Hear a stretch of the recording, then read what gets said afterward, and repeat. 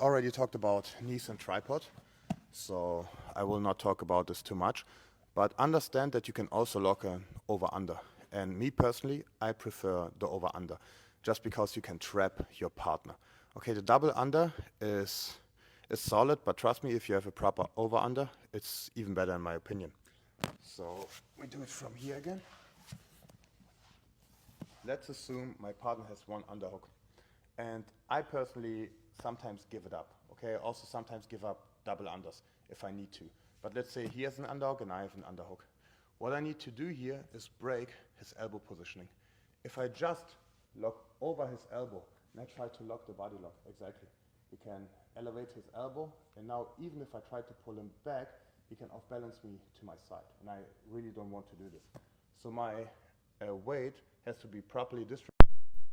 So I think we ended up with the over-under positioning. So my partner has an underhook, and I really need to address the underhook.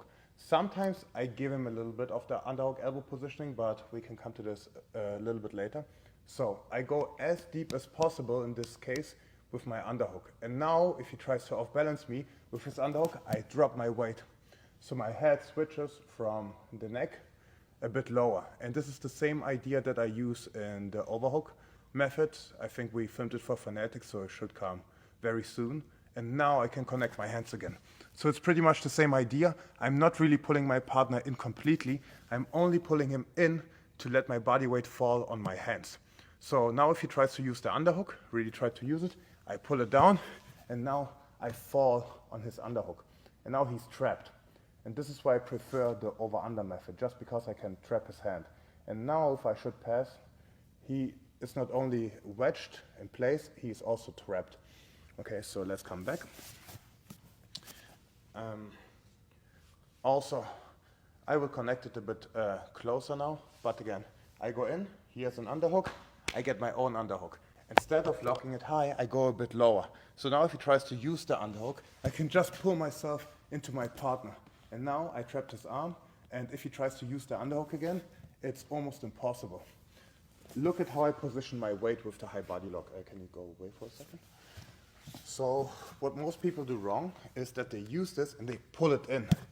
I'm not pulling it in.